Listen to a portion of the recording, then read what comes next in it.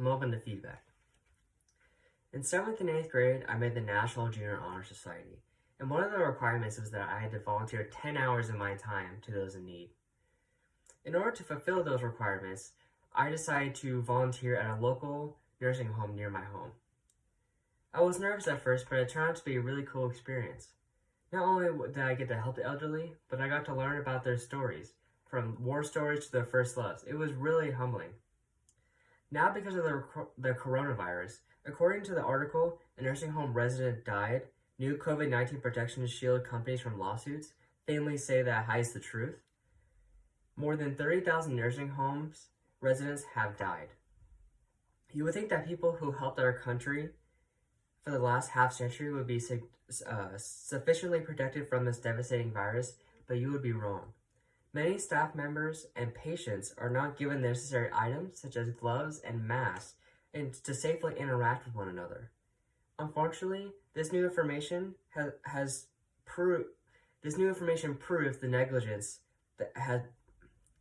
Unfortunately, new information has come to light that proves that this negligence has been going on for many years.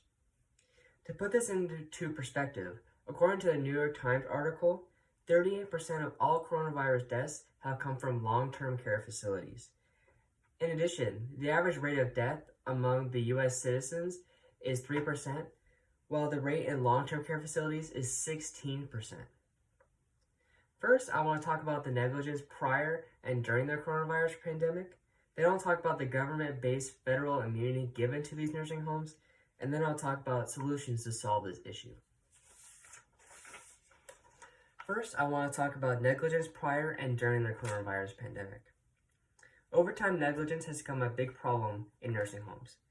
According to the article, U.S. ensure oversight, not immunity, for nursing homes, regular inspections of long-term care facilities have turned up serious problems for infection control, and which has proved that which allows negligence to continue.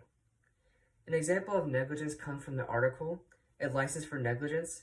Nursing homes are seeking and winning immunity amid the coronavirus pandemic, which talks about for years how staff at nursing homes have stacked 3 to 4 residents in one room and have underinvested in infection protection and staff safety design. Even before the pandemic, nursing homes have been negligent. No wonder they're having so many problems right now. Now, with the coronavirus growing day by day, nursing homes and long-term care facilities do not have the means to protect themselves and their residents, which is allowing this negligence to continue. Now, according to the article, Long-Term Care Policy After COVID-19, Solving the Nursing Home Crisis, many nursing homes do not have enough coronavirus tests, gloves, masks, and they don't have enough trained staff to help safely care for their residents. Furthermore, the article, Lawmakers Want to Revisit Immunity for Nursing Homes and Hospitals, reports that the blanket immunity given to these nursing homes allows its management to shrug and say, oh well, as its residents die, and they sit and do nothing about it. As this negligence is allowed to continue, we have to remember, if there's no consequences, there is no responsibility. Now I want to talk about federal immunity and what it does for nursing homes. The federal immunity is used to help nursing homes, but not in a good way. According to the article, Long-Term Care Homes Seek Immunity from Lawsuits, at least 15 states have granted nursing homes federal immunity, and the number of states is predicted to grow exponentially. And this federal immunity protects these nursing homes from civil and criminal lawsuits.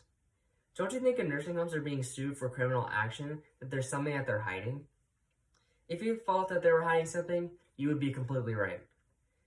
Mark Dark, an attorney for California Advocates for Nursing Home Reform, was quoted in the previous article and explained that 70% of nursing homes are bought and sold by private companies and have been seeking immunity for a long time. The reason they are seeking this immunity is because they want to protect their financial interests. And if they have the covered immunity by their side to protect themselves from any lawsuits, then they are allowed to do anything they want that makes them the most money. As citizens that are now living on the backs of those who have helped build this great country, it is our job to stand up and help the elderly who are not able to help themselves, so they're able to receive the care that they deserve. Though it may seem like this situation is hopeless, there are a couple ways in which we can help solve this issue. One way we can stop this injustice is by spreading it through social media. According to Statista.com, 79% or 247 million U.S. citizens use some sort of social media in their everyday lives. In addition, according to the article, The Role of Social Media in Social Movements, videos such as the one depicting George Floyd's horrible death and Colin Kaepernick kneeling during the national anthem have started a countrywide social movement in order to protect our country from police brutality and to ensure everyone receives those same rights no matter their race or ethnicity. Who says we can't do the same for nursing homes? If we're able to spread the word of this horrible treatment and injustice of people who have helped become, if we're able to help spread the word of this horrible treatment and injustice of the people who have helped us become the people we are today, we will be able to create social change. Because who doesn't love and want to protect their grandparents? Another way we can help stop this injustice is to create stronger government regulations. According to the article, U.S. nursing homes seek legal immunity as COVID-19 spreads, like bushfire. Mildred Solomon, the head of a very well-established bioethics center, states that we need to stop pointing fingers at who is to blame, but instead work to stop this situation from ever happening again by creating stronger regulations. By working to create these stronger regulations, we will be able to help nursing homes. We will be able to hold nursing homes responsible for unnecessary deaths and accidents related to disease, including the pandemic. In addition, we would also be able to provide great care that all the elderly deserve. First, we talked about negligence in nursing homes. Then we talked about the federal immunity given to these nursing homes in response to the pandemic. And then we talked about the solutions for this issue. It is our job as young people to stop this injustice.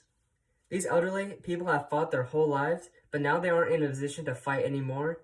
This means it is our job to stand up and give them the care and stress-free environment that they deserve. Now take out your phones, post it on Instagram, Twitter, Snapchat, Facebook, and get the word out. Start a conversation and create a movement. This is how this problem will be solved.